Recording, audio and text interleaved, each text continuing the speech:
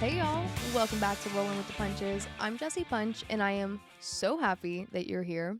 So I was in Talladega this past weekend, and if you aren't familiar with Talladega, then are you sleeping under a rock? No, I'm just kidding. Maybe you're not a NASCAR fan. Look, Talladega is the biggest and baddest racetrack in NASCAR. It's 2.66 miles long, and it is the steepest of all of the tracks. So it has the biggest banking of any racetrack that we race at, and it is absolutely insane. The party there, the people there, the adrenaline, it's exhausting, okay?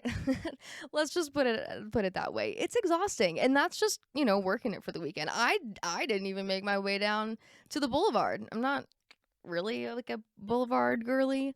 Did see plenty of videos from the weekend on the boulevard. So I saw all I needed to see. And you know what? I saw more than I needed to see. Let's just put it that way. Talladega is a party.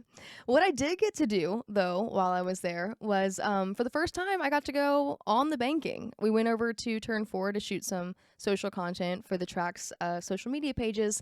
And look, that looks steep. Like, you watch it and you're like, yeah, it's really steep. No. There's absolutely no way to comprehend what 33 degrees of banking is until you try to climb it. Unreal. So difficult. Slightly embarrassing because no one can do it and look good doing it, everyone's huffing and puffing trying to get up. But it's really cool. I mean, you get up the banking, and then the view of the racetrack that you have from the top of the turn, if you don't really know, that's equivalent to almost a 4-story drop. So you're technically almost 4 stories high when you get up to the top of the turn. So you can see everything in the infield. It's a really, really cool view. And then you realize that you have to get down. And that's really what they don't tell you about the banking, about the turns in Talladega, is that getting up is not the hardest part. It's getting down. And I do feel like by the time I did it a few times, I mastered the best way to do it. You kind of gotta crab walk, at least I did. I literally put my hands behind me and crab walked my way down because it was so steep. I'd take my shoes off. I mean, I was worried I was going to bust my ass down this banking in front of everybody doing social media content. That would have been a really great way to be. No, it would not have. But look, all I'm saying is if you get an opportunity to go check it out in person, you have to go see it because it really puts into perspective what you're watching when you see these cars go 3-4 wide around this turn. Absolutely spectacular and quite the workout on the old calves includes. So there's that. But the weekend at Talladega was stellar. The racing, incredible. We saw some awesome super speedway finishes. Really, what more can you ask for from Talladega? On Saturday, we saw a first-time winner in Jessie Love, an ARCA graduate. We love to see that. And in that overtime finish, one of our buddies, Leland Honeyman Jr., also got his career best finish. He finished 4th. So I thought, let's bring Leland in and give him an opportunity to let you guys get to know him a little bit. He's running full-time in the Xfinity Series. He's a rookie this year. He drives that number 42 Chevrolet for Young's Motorsports. Another ARCA graduate. That's how I got to know Leland, was him coming up through the ARCA East ranks. He's 19 years old, and this interview, he gives a really interesting perspective on what it's like to be a 19-year-old professional race car driver. He's still in high school, still working to finish high school, working alongside his dad. He talks a little bit about what he learned from this past weekend at Talladega because he is a rookie. So that was kind of the first time he'd ever been in a situation like that. So it's interesting to hear him post-scenario kind of break it all down, but also just open up a little bit about who he is as a person. He doesn't get too emotional. That's not really Leland's MO. But I hope that you guys have an opportunity to at least get to know him a little bit better through this interview. So, all right, I'm going to stop yapping without further ado. Mr. Honey Money, Leland Honeyman Jr. Are you interviewing me? Is that how this is working? It is going to work this way. Oh, okay. So, take it away. Jessie, how was your Talladega experience? Okay, that's not how we're doing this. That's absolutely not how we're starting this. I think the best way to start this is with a bit of honesty. Honesty is always the best policy, right, Leland? In some cases. Don't get too concerned. No, I feel like we have to be transparent with our listeners and say that we have done this before. We have done this before, yes. This is take 2. It is take 2. We'll do a lot better this time. So we did sit down a couple weeks ago and did an interview, and then when I listened back to it, it was just a lot of giggling. A lot of giggling, and it was fine. We had some good conversation here there. I just felt like we both had more that we could have given to that first interview. 100%. Well, the thing about it is, like, you mentioned Talladega. Stop giggling, okay? I can't. It's just so funny. What is so funny? What's so funny about this race car sofa? Don't answer I think that. you just said it. Don't answer that. You just said it. So the thing is, I probably would have been kicking myself anyways if we'd put this interview with you out last week and then you go to Talladega and have, like, career weekend. So I'm glad that you're able to come back, because now that you get to talk to you about it.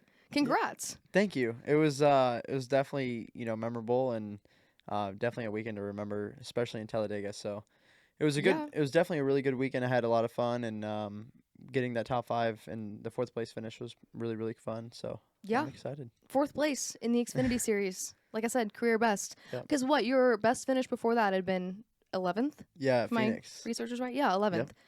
So that's a huge deal. Yeah. No, it was definitely really, really big, for us as a team standpoint. So I'm really excited to, be in the top 5 now. I can say I have a top 5 finish. So it's really, really important to me to be able to say that and going to be more focused in the next upcoming races and, be more confident and, hopefully go get another top 5, top 10 and knock out the top 20s. Well, yeah, because when we talked a few weeks ago, you were already very confident and very impressed and satisfied, I should say, with what you guys were able to accomplish so far in this season. So things were looking pretty good already, but then you got to Talladega. I mean, going into that race, what were your expectations? What were your goals? We didn't qualify as good as we wanted to, but I felt like we were going to race really good. So I was just excited just to get going and just be there in the race and towards the end of it and just ride around for a little bit, avoid all the wrecks, and which I did. I came very close to a couple of them, but I think I got into one just a little bit. Just a little bit. Just a little bit. But got in the grass and then recovered and built back up and was out front leading on the overtime. So, yeah. So when you go into a race with the goals of essentially just being there at the finish, right? And then here we are at the finish, and you are starting this final overtime restart. You were second. Yeah, I was inside. That's insane. I was inside. Jesse was outside. Jesse was leading, but no, it was crazy. Just I wasn't shaking, but I was like, you were shaking. I was nervous a little bit. I was nervous a little bit, just because I haven't been in this situation before. Right. In this big of a series. So it's hard and mentally just to gather all your thoughts before the green flag drops, and once it dropped, it's like, oh, this is about to happen. Well, to your point there, that alone, just being on the front row in such a big moment in the Xfinity Series, you're at Talladega, the guy next to you is also a rookie, he's looking for his first win, and there's so many eyes on you that, it's just one of those moments that's already big right there, just to have that accomplishment for a lot of reasons. I mean, sponsors, that's TV time, like people know your name now, but that's really big. Yeah. But you're not thinking about any of that, I'm sure, when you're actually in that moment. What besides a little bit of shakiness, what are they telling you on the radio? What are you actually really able to have a grasp on in a moment like that? Well, my crew chief, it was funny because we were coming to the green, and my crew chief, like right before the green flag dropped, he goes, do everything that Frankie Kimmel is my spotter. He goes, do everything that Frankie says. And I'm like, all right, I will. Like, I'm doing it. And so that's kind of how it went. And he just kind of, it's like a spotter's race. Like it's like may the best spotter win. It is how Talladega works. But no, like I listened to like 85-90% of the things he said to do. I didn't listen to everything. Like I probably could have done a lot of things differently, which I would go back and do now. And Such as? I didn't lag back to the 35, which I should have to create a bigger run. Um, on the white flag is what I'm talking about on the back stretch. Going into 3, there was 2 cars on the outside of me, and I was trying to lag back to the 35 to get a bigger run into the tri-oval, and I moved up to get the air off the 5, and it messed me up, and then I had to come back down behind the 35, and as I was doing that, if I would have lifted, I would have gotten wrecked, and then just wrecked the whole field, and I like tried to squeeze in as best as I could without wrecking the 35. Which I ended up wrecking him, not on purpose, but I wrecked him. And just for, you know, but I apologize and whatnot. Yeah, I after mean that. it's super speedway racing. Yeah, Yeah. it's not. It's the white flag at Talladega or the white flag lap at Talladega. Yeah. It is what it is. But no, and it's situations like that though that you have to be in to learn, right? I mean, it would be insane if this moment that you're in for the very first time, if everything just went perfectly, right? And then, I mean, you have to do things and essentially fail to be able to know what to do next time. Yeah, I mean, I wish it did go perfectly, win the race, Sure. right? That's the goal, but I'm glad I did everything, that I was supposed to do right, and then there were some things that I did wrong, and now I can go back and, when we go to Daytona, I'll remember those things, Daytona, Atlanta, and then Talladega again. I'll remember those things, and hopefully we can go get ourselves a checkered flag. Yeah, of course. So at what point then in all of the chaos of actually finishing the race, pulling in down pit road, media, adrenaline, at what point in all of that did you realize, okay, I just finished 4th. This is a pretty big deal.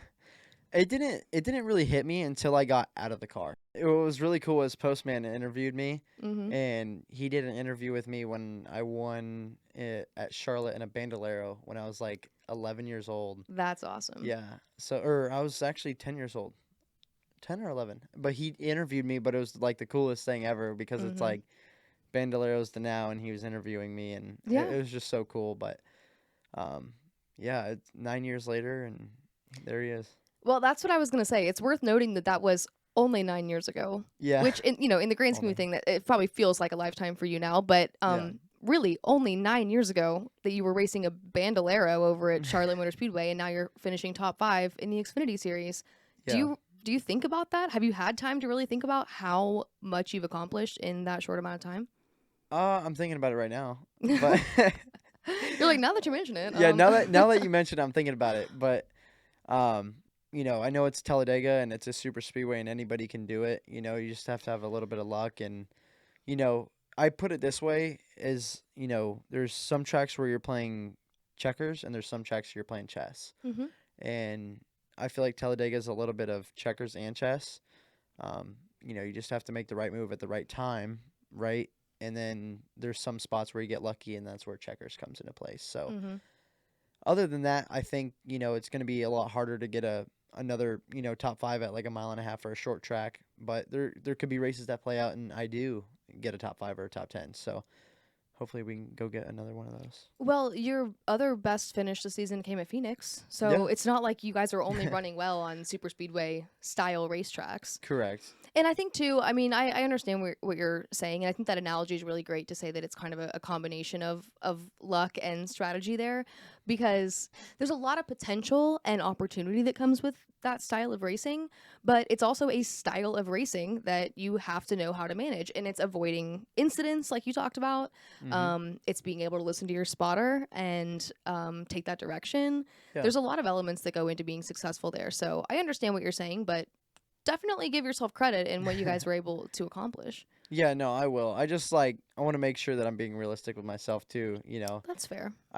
I put my expectations, I set them really low. That way when I do go out there and run really good that, I have the confidence builds back up and it gives me that extra boost and I can go out there and, run good. My confidence is always up every weekend. Sure. It's just a matter of how much up is it, It's keeping yourself hungry, you know? Like, I get what you're saying. Like, you've had this great weekend, but that doesn't just mean that you start running like that all the time now. You still have to have that same hunger, that same, in a way, chip on your shoulder that you guys have as a team, knowing that we're out here and we're trying to compete with teams that have, more resources and more experience than we do. But But it's a lot of that mentality. It's a lot of that understanding of, look, I'm going to do a lot of things for the first time. Mm-hmm. So how do I make sure that the second time I do them or the third time I do them, I get better and better? Correct. So that's what's really cool, I guess, not only about, you having this exciting weekend and these statistics being added to your resume, if you will, for 2024, but now you've also been in a big time scenario like that, sure, super speedway or not, you'll be a little more prepared next time you're leading the field to green on a restart, whether it's overtime or not, Yeah, and you know how I mentioned it was like checkers and chess, like, I messed up, so obviously I was probably playing checkers there, not chess, but Look, I don't even know how to play chess, so I don't either. okay. I don't even, what are the pieces? I don't even know. I don't know. I watch Harry Potter. I've never watched Harry Potter. What? You've never seen Harry Potter? No. Okay. So let me just quickly, before I give you my thoughts on that. Shut up. Are you messing with me? A little bit, yeah. Okay. Well, I actually don't know. Haven't seen Harry Potter? No, I've never seen Harry Potter. Okay. So let me just quickly, for the listeners at home, I mentioned that we did this once before. Here's what you missed on last interview with Leland. What was it? Your crush growing up was Debbie Ryan? Yeah, Debbie Ryan. Which I still think is a very hot take. Yeah. Very hot take. He doesn't know who the Jonas Brothers are. Who's the Jonas Brothers? Which honestly is reason enough right there to scrap that interview. I don't know. The takes like Debbie Ryan, I could go back and be like, oh yeah, there's a couple other ones that are. You can't. Oh, you're trying to go back on it now and be like, no, I didn't really say. No, he for sure. I said, who was your crush growing up? And he said Debbie Ryan from Jessie. It will always be Debbie Ryan. Now look, I'll be honest. I'm a little bit older than that, so I didn't watch. Yeah. Would you watch Harry Potter? Shut up. Yes, I watched Harry Potter. Like the rest of the world. What were you doing? Watching Cars. Okay, that's fair. Yeah. That's fair. But we should have a marathon. A marathon? Yes. We'll have to go to one of those vintage movie theaters where they play it. Play it all day. Or I was about to say, or we could do it at my house, but I don't have a TV. So, but that's a story for another time. Yeah, that is. Yeah, you have the mount. I just have a mount in my living room right now. Yeah, it's a little weird. That's word of advice. Yeah. Don't get divorced. Yeah. You lose your TV. Or come into the marriage with your own television. That's the advice. There you go. That's the advice that I would give you. Okay. Yeah. Anyways, this is he going must have much. really liked Harry Potter. He was like missing. He was like, I can't go without my Harry Potter. Yeah. There's a scene in Harry Potter where they play chess, but it's like real chess. Like There's a fake chess? That's why I just realized after I said it that this was going to be really difficult to explain, but I'm just glad I didn't quote the scene, and then you looked at me like I was absolutely insane. Yeah. It's been on TikTok though. I'm sure you've seen it. I don't watch much TikTok. I just post. Okay. I don't consume. I post. Yeah, no, for sure. Okay, this is getting way more like last interview. Let's get back on track here. All right. Going back to you though, and like I said, people now know who Leland Honeyman Jr. is. If they didn't before, they at least now kind of have heard your name and have seen you and seen that car, seen that team. But they probably don't actually know much about you. You're only 19 years old. Yeah. So how long have you actually been racing? I've been racing since I was 4. Okay. I've been on like quads and 4-wheelers. Wherever you're from, you say like quads or 4-wheelers. I don't know. What do you call them? 4-wheelers. Okay. So like I call them quads. Yeah, it's because you're like a West not Coast. from the South. Yeah. Yeah, it's a West Coast thing. Mm-hmm. So is Arizona West Coast? Yeah, 100%. That's considered West Coast? Yeah. I guess, yeah. I don't know. Yeah, sure. Okay, whatever. Would you consider Tennessee East Coast? Yeah. Then it's a state in... All right. We're sure. Okay, go on. Yes, you're from Arizona, so you're a West Coast kid. Yeah, but I grew up in like California like every weekend, just racing and whatever it was, Other than that, like I spent a lot of my time as, a kid. I was 2 years old on a quad 4-wheeler, for everybody watching, on a quad in diapers still. That's nuts. I always loved something with a motor. Okay, but who let you on? Like your dad? Was he the one that was encouraging this? Yeah, like I look at 4, 5, and 6-year-olds now, and I'm like, how? Like, there's no way I would let them do this. Like, they would get hurt. So that answers my question, because a lot of people like, how do you actually get into racing if you didn't have a parent that did it or something like that? Because your dad didn't race, did he? No, he was involved with like the motorsport. I don't know how to explain it. He was always involved with like Mhm. sandrail, like sandcar, like power boat, speedboats. Okay. I don't really know. He's always been a fan of NASCAR. Okay. He was never like he went to a couple races, before I was born, but he did the Richard Petty driving experience back in the day, and Gotcha. So yeah, he just liked motorsports. He liked adrenaline. He liked speed. yes, Yeah. yeah. Okay. Okay. And then obviously instilled that in you at a very young age. So how do you go from being a 4-year-old on a quad to actually competing in racing?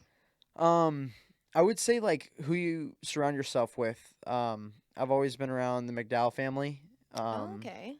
Michael's, dad and brother, they're from Arizona too. My dad did a lot of work with his dad and his brother, and we're still connected with his brother and dad to this day still. So I don't talk to Michael as much. Mhm. I see him here and there and wave and whatnot, but Yeah. I don't know if he knows if I'm in Xfinity or not. I don't know if that'd be like something cool where he'd be like, oh yeah, look, I'm like, sure he would. Michael's a super nice guy. yo, no, Yeah. yeah, he's an Yeah. He amazing would guy. he would think that's great. Yeah. But that's fair. You're like, I'm not gonna go up to him in the garage and be like, Hey, hey, remember hey, me? Mr. McDowell, do you remember me? Yeah. Maybe I will one day. I don't know. Honestly, try it. Yeah, Try it, yeah.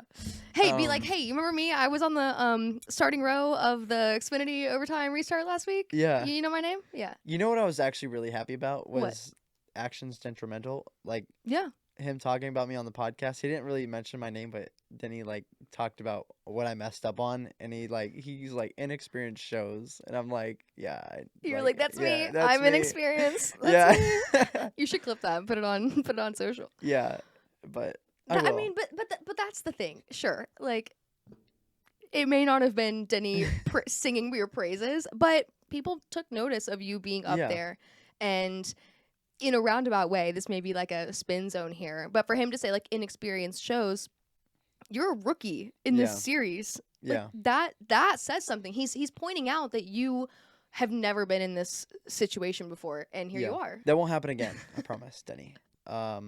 It's really cool because when I go after a race, I always watch his podcast just because he talks about what happens and what people, what their errors and Mm-hmm. mistakes and what they make. And I go back and listen because he's been in the sport forever and I learn from it. And, what he told me, or what he told me, What he said yeah, about what he you, said about yeah, me, yeah.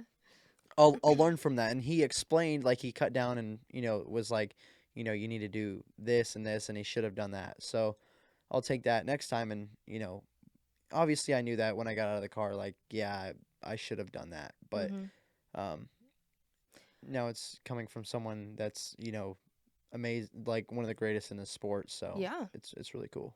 Absolutely. And I think that says a lot about you as well.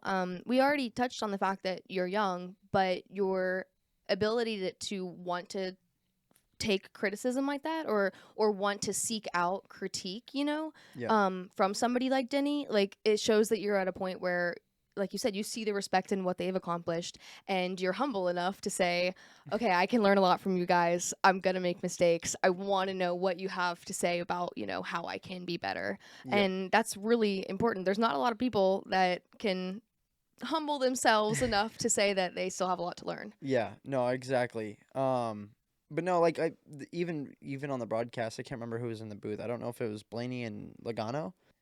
It was Blaney and Suarez. Was it Suarez? Yeah. Okay. I think it was. I can't remember who it was, but they were like, Leland needs to back up to the 35, and I was like, I know that now. Mm-hmm. My spotter was telling me, and I was like barely doing it, but not like doing it how I should have. Right. So now I just know a little bit more and a Yeah. little bit more. It's like going to a track I've never been at and going to qualify, like going straight into qualifying. Like I know after I make that first qualifying lap, say I qualify 30th, and I could have actually qualified 20th. I know Mhm. what to do, going into the race. I'm like, oh, I could drive this car and further. Yeah. It's just like racing, or Yep. it is. Well, it is racing. It but is. It's just in a like different racing form. because it is. Yeah. No, I get Probably what the you're saying. dumbest thing I've ever said.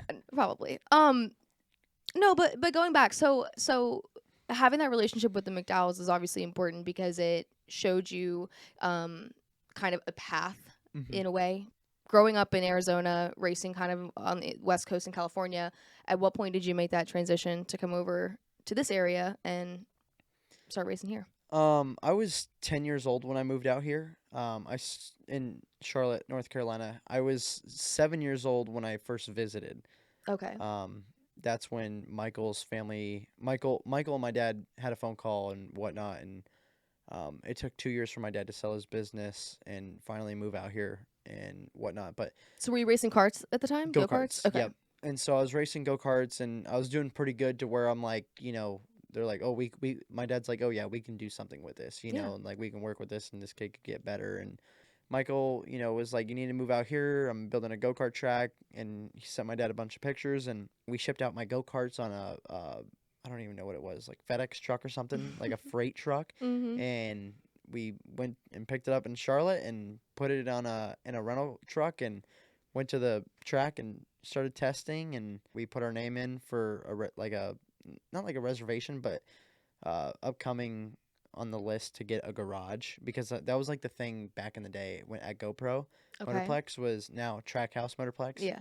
Was to have a garage, and it was like that was Okay. like the thing. So we had one of the good garages, and we just were like, all right, I think we're gonna move out here, and Yeah. so we did. You just committed from there. Yep. So you moved out here when you were 10, so that was 9 years ago. Yeah.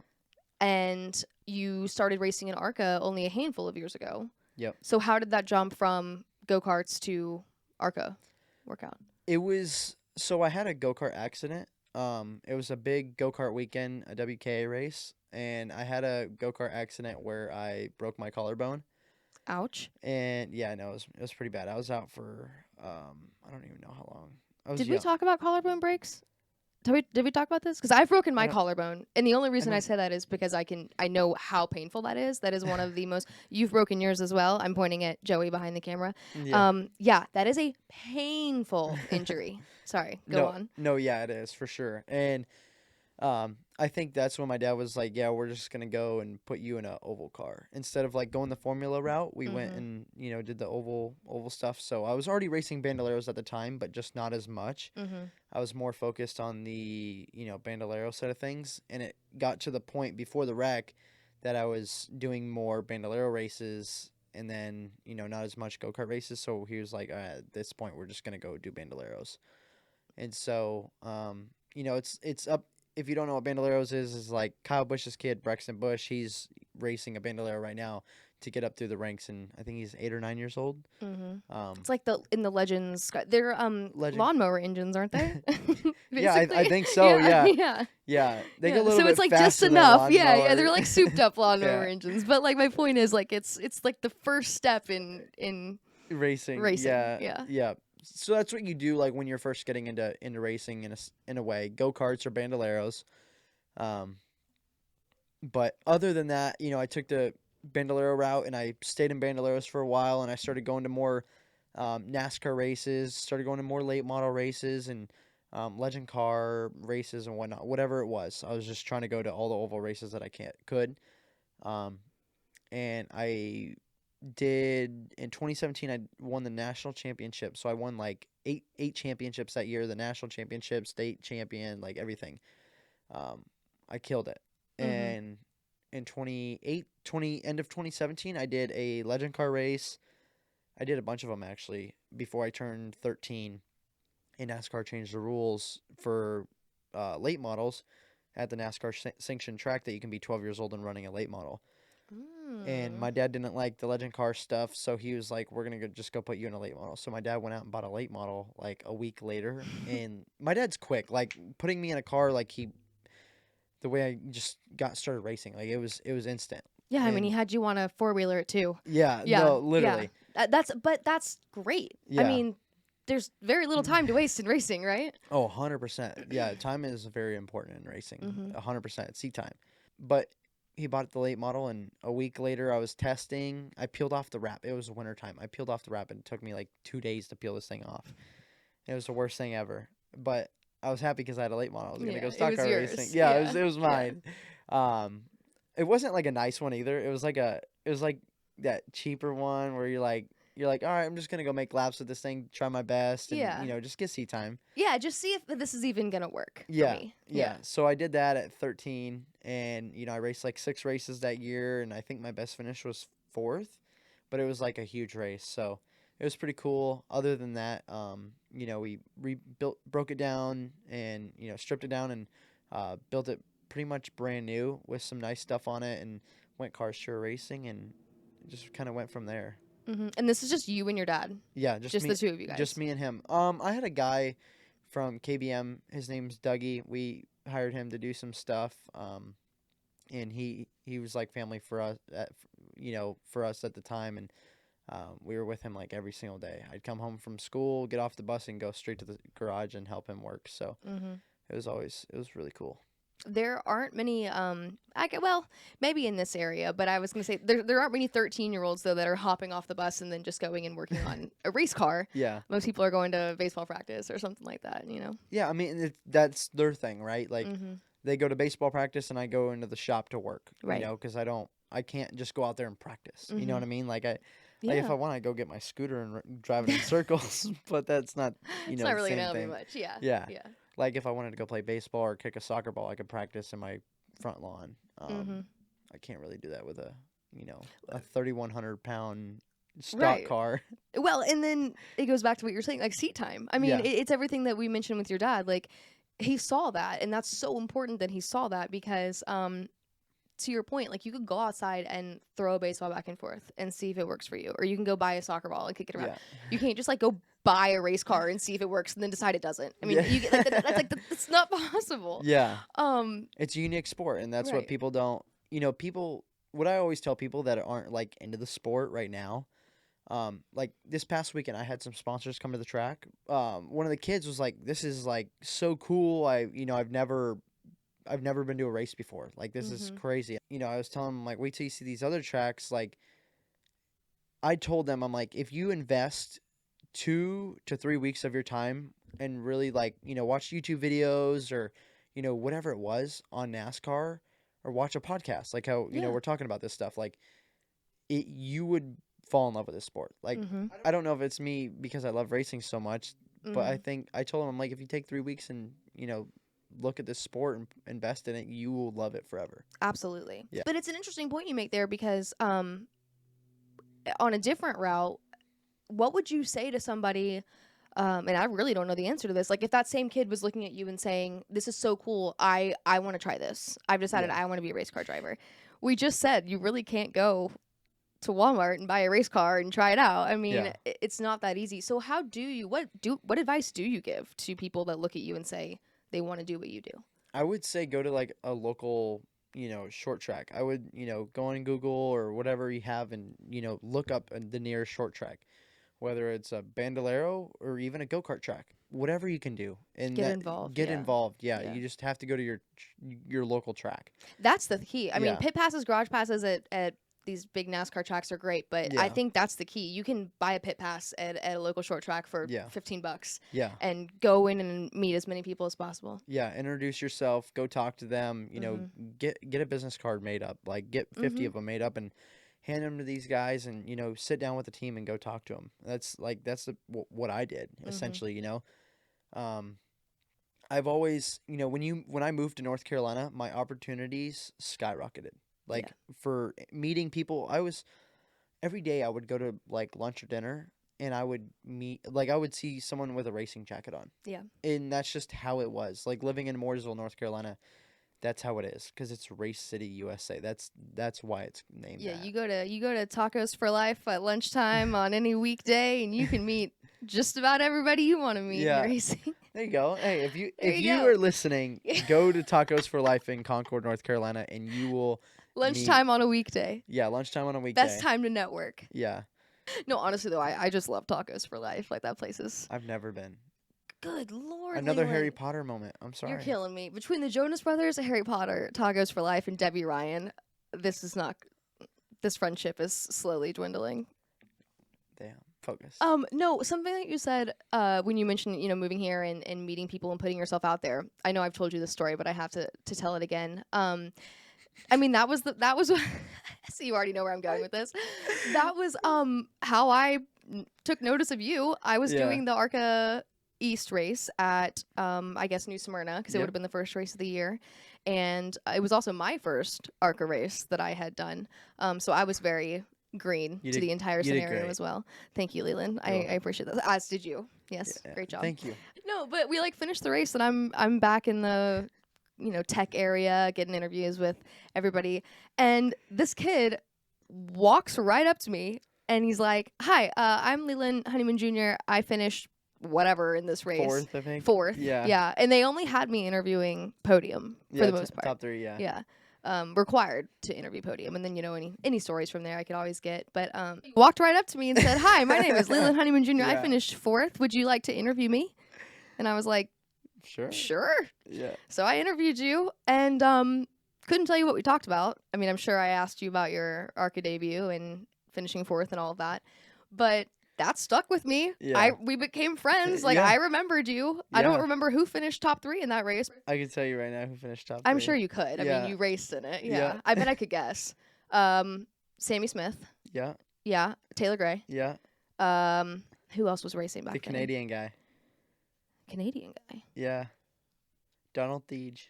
Oh, I think, right? I was like Alex LeBay. Like, it's the only Canadian driver name that came to mind. Yes. Yeah. I think it was Donald Theege, right? Really? I don't know. I don't know. I just know Or who Max finished Studier. fourth. I don't know. But no, I tell that story because, as silly as it is, and I know you always like get like a little bit embarrassed by that, but like that's stuck. Yeah, I mean, that's yeah. important. You You put always yourself remember it. out there, and it paid off. Mhm. And I think your dad was probably there with you. I'm sure too. We talk a little bit about your dad, and you guys have a very interesting relationship. Mhm. Which like a lot of people in racing have close relationships with their dad typically, just because it's kind of a Father-son one of those sport. sports. Yeah. And you do so much traveling, and there's so much, actual like literal heavy lifting and things that go into Yeah. to racing that you kind of need another person with you. Can't get hotel rooms. That can't get rental cars. Can't get rental yeah, cars, Yeah, yeah. you have to have a Adult. parental figure with Yeah. you. Yeah. So you guys travel together like pretty much every weekend, right? Yeah, not anymore. Which kind of sucks. Was he there this past weekend? No. No. Yeah, he was. Oh, I- I bet he was heartbroken. Yeah, and I think probably this week he's like, I'm going. I'm not. He's laying never gonna back." miss a race again. Yeah. Yeah. So growing up racing, it was just me and my dad, and it takes a effect, just because I didn't have a mom around, Mhm. pretty much all my life. So it's not that I'm old, but I'm still younger. But growing up, I started racing at a young age, so it's taken a toll on my life, and it's just been me and my dad, which it's fine and whatnot, but traveling every weekend with my dad and making memories with him is very important to me. Mm-hmm. And I like that. But now that he's not traveling as much, he's still working hard, and making sure I'm still being able to race every single weekend is what he's doing, and I really appreciate that, and Mm-hmm. love that about him. And trying to get the money to go race where I am now is how I would say it. It's it's taken a toll and a factor of my life with my dad missing races nowadays. So hopefully he doesn't miss much more, but I hope he gets to come to all the upcoming races. It's been a labor of love Yeah. to say from your dad, because he also has to work really hard to Mhm. help you get out there each week. Because now you have sponsors and you have all this, and there's still an element of self accountability that goes into that, but Mm-hmm. you noticing and appreciating how much time, effort, money, work that your dad had to put in to get you to this point. Yeah. It's a lot. That's a heck of a labor of love. Oh Yeah. no, 100%, and that I really appreciate that of him, and I just want him at more races. Yeah. So Yeah. now that he's not coming to every race, do you find that you have a new appreciation for him being there? Well, yeah. When he does come though, it still feels, because I'm not used to racing every weekend. Like, I've grown up, and he's never missed a race. Mhm. There's probably one race in my childhood that he's missed, and it was a small race. Mhm. But now I'm racing 33 times a year, and he'll come to probably 9 of them. So it doesn't feel like he's missing any. You know what I mean? Does that make sense? Because I've only raced 8 or 9 races for the past, Right. 10 He's at the years. racetrack as many times as he has been in the past, but you're just at the racetrack way more than you have ever been in the past. Correct. Okay. Well, and then, I mean, you mentioned it just being you and your dad growing up, and I knew that you and your dad had a very special relationship, but I didn't even know that went so much further because I didn't know that you didn't grow up or that you grew up without a mom. I had Yeah. no idea that you lost your mom when you were younger. And I think that's a very big part of your life that I get you not, advertising. How do you advertise that? But I think people knowing that can tell and share a lot about you and who you are as a person.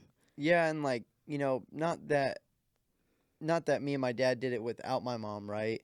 She was always, there. I started racing when I was 4, so she passed away when I was 5, so she didn't come to a lot of them.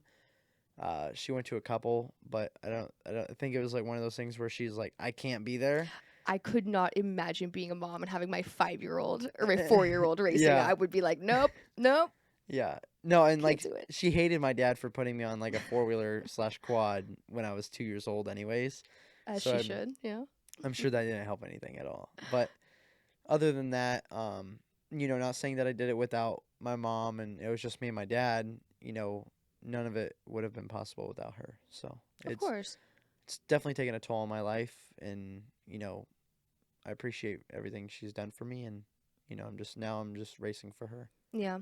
Well, and you and I talked about it a little bit, and I think it's really interesting hearing from someone who lost somebody so important to them at such a young age. Mhm. Because when you and I talked about this last time, you were telling me that you really don't remember a lot of any of it, and you lost her very tragically. It was Yeah. it was an unexpected loss, which adds an entire extra element to that scenario, that grief. Yeah.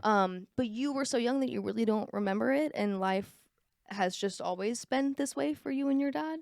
Mhm. So I have to imagine that a lot of you still feeling your mom today and feeling the effects that she has on you and your life and your career is probably through your dad and the Yeah. relationship that they had and the effect that she had on him. Yeah, no, 100%. It's, I'm sure it's very hard for my dad. Obviously I'm not in his shoes, I can't even quite yet, imagine. but I'm sure it's pretty hard, and especially that I'm racing and he's Mhm. got to work and he can't come to every race. Like Mhm. I couldn't imagine it. So, Yeah. I try to take a lot off my dad's plate with the whole working side of things so he can enjoy, coming to the races and whatever it is. But I probably got to leave here and go do some work for him. So, Yeah, because you actually work for your dad. So Yeah. your dad works in it's not construction. He builds houses. Okay. Yep. Yes. Yeah. And you help him with that. Yeah. So, 2.5 years ago, we were remodeling houses, and I kind of like made the decision for the company to transfer. We're small, family owned, to transfer over to building houses. Like I'm like, we need to do this. So I helped get everything started up and involved into the whole home building side. I got everything lined up and ready to go, and we hit it off and sold our first house in like 2 hours on the market. Oh, Yeah. It was 2 hours on the That's pretty market. And we good. sold That's the pretty first good, house. yeah. Yeah. Yeah, that'll do. It's all right. yeah, that'll do. Yeah. That's No, it was awesome. And now awesome. you guys build these gorgeous homes on Lake Norman. Yep. Yeah, that's what we do now. It's nice. And you're 19, so when do you go to school? Um, The long pause. I wasn't in school for about a year and a half. I took a year and a half off to help, make the construction company stable. And so Mhm. my dad wasn't working, 15, 17 hour. We still were, but it was a mess. Still working 15, 17-hour days. And, we get up at 6:30 a.m. and, be out there till 8, 9 o'clock at night. Sometimes 10 o'clock. I remember digging a septic like line at midnight one night. Like we had lights out front. That's insane. Yeah, and it was crazy, but that was the first house we did. I Oh, remember, really? yeah, I remember Oh, doing that's it. cool. But I mean, it's a septic line, not that cool. Okay. If Not the septic line, but the concept of putting in that hard Yeah. work for your first house and having that memory. Yeah. Correct. No, Yeah. I remember it, and no, it was really cool. But other than that, I really enjoy building houses. So, because you mentioned it before, you would get off the school bus and you'd go and you'd work on your race car. Yep. So how long did you go to school? Then you took a little break, obviously, to help your dad, and then now you're in online school? Yeah, I'm like, Jess, you're gonna call me out here. No, No, I'm like, are we doing classes? In yeah, our we're homework? we're Oh, doing okay. school. Okay. So I graduate here in my graduation is in August. It's the 4 week Olympic break that we have. It's Oh my in between there, gosh. so it works out. So I go do my graduation, but Do you actually have a graduation? Will you like walk across the stage? yeah, Do you wear like a cap and gown? yeah, Like turn the little. yeah. So I fun. actually have to do all the forms and stuff tonight for it. So Oh as wow. you mentioned that. Okay, well So we'll get you out of here then, so you can no, I'm make fine sure here. you're like, I'm in no hurry to graduate. Are No, you kidding me? no. So I took a year and a half off of school just to help get the construction company stable, and over time, I was like, I need to graduate high school. I agree. I mean, that's important. Yeah. So this online school then is one that caters to your racing schedule? Yeah, so there's a bunch of racing kids that do the same school I do, and the school's amazing. Like they work with your schedule to a certain extent. I get like 2 weeks behind, and they're like, "Listen, you need to get caught up," or you know what I mean. It's a really good school, and I can take my time on doing everything and just staying busy with racing. But last year in 2023, I started back in school, but I was 2 years behind, Mm-hmm. and so yeah, that's how that worked. Wow, interesting. Yeah. Well, congrats on almost finishing high school. Well, do your homework, that is, so that you can finish high school here in a few months. To look at how quickly you came from ARCA to then having this full ride in Xfinity, what do you think was the biggest factor in all of that in getting you to this point? I would say a management company. Okay. I signed with Austin Dillon's management company back in 2022 in November. I think early November of 2022. They started helping me, gather what I wanted to do. Like, do I want to take the next step? They approached me then, and I don't know what it was. If I had a pretty good ARCA season to where they're like, oh yeah, we'll do something with you, and we believe in you. Mm-hmm. But they were like, you're not gonna mess around with trucks. You're gonna go straight to Xfinity. So Mm-hmm. that's kind of how it took, because the trucks is the middle of ARCA and Xfinity. It's trucks. But it's so different. Oh, it's so different. The ARCA car and the Xfinity car are the same car. Right. In a way, they're the same chassis, just different body, etc. So I don't know. I would say the management company, they helped me. TDM helped me get through 2023 with the 8 races that I did there, and I set on 2024 to have a really good rookie season and do the best I can. That's really interesting. I mean, that's incredibly important. And you see a lot of drivers have, management companies and whatever, and sure, Yeah. but to hear you actually say that was the biggest game changer for you as a young driver, that's really great advice for Yeah. other people to hear, because they help you with your marketing, they help you with kind of being the in-between, I'm sure, in some of those conversations with sponsors or teams Oh or yeah, whatever it 100%. is. And they just give you like that sense of legitimacy as a Yeah. driver. You're here to play. You're really like actually in this racing world now, and Yeah. they are putting their stamp of approval on you. Yeah. So what's next for you then? I mean, goals wise, I know you said keeping yourself humble and your expectations realistic. Yeah. So what are the goals now? What expectations do you have for yourself now? I think top 20s. Okay. We talked about this last podcast. I think top 20s is the biggest thing for us as an organization. There's 23, 24 cars that are Cup affiliated, and have the good motors every weekend, and we don't have that. We don't have those resources, so Mm-hmm. we have to work with everything that we have, and keep our eggs in one basket and focus on battling every single week with those cars that do. Mm-hmm. If it's 24 Cup affiliated cars and Xfinity, I want to go beat 4 of them. That's my goal. I want to go Mm-hmm. beat 4 of them. I want to finish 19th, 18th every weekend, and finish top 20 in owners points and top 20 in drivers points. Owners points is going to be a little bit harder, but the drivers points is a little bit more realistic. I think going into Dover while having the ARCA experience in 2022, we qualified really, really good there. Qualified third there, actually, with Young's Motorsports in the ARCA car. So hopefully we go there this year and qualify really well. Or race really well, too. Sure. Yeah. Put the whole weekend together, the whole package. Yep. Speaking of Youngs, though, how would you describe that team? What's it like driving for Tyler? Family. Yeah. You ever watch Fast and the Furious where Dominic Crowes just says family? That's exactly that team, and I love it. Like, that's the that's the biggest thing is like we're all family. We all hang out every weekend, and and you can ask anybody in the garage, and that's just how it is with Tyler Young. I talk to my crew chief 8 times a day. Yeah. Like literally 8 times a day. Um, not so much my spotter. He probably doesn't want to talk to me because I just complain all day. But other than that, it's just a really, really great organization, and they like to have fun and whatnot. But it's a good group of people for sure. Before I let you go, I am going to do this segment with you one more time. And I thought about just rolling the one from last week, but I have a feeling some of the answers may have changed. So we're going to do it again. So Okay. act like you're hearing these questions for the first time, okay? Got it. Okay, cool. Thanks. Okay, so the segment's called Long Story Short because I'm the queen of giving you the longest short story. So you feel free to do the same here. Make this story as long or short as possible. Question number 1. When was the last time that you cried?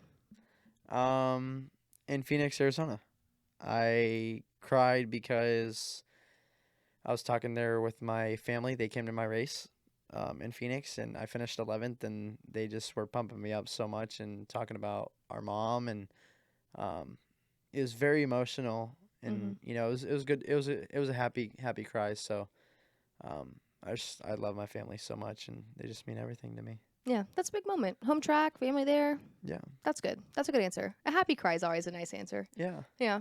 Okay, when was the last time that you remember feeling just an immense amount of pride in something that you accomplished?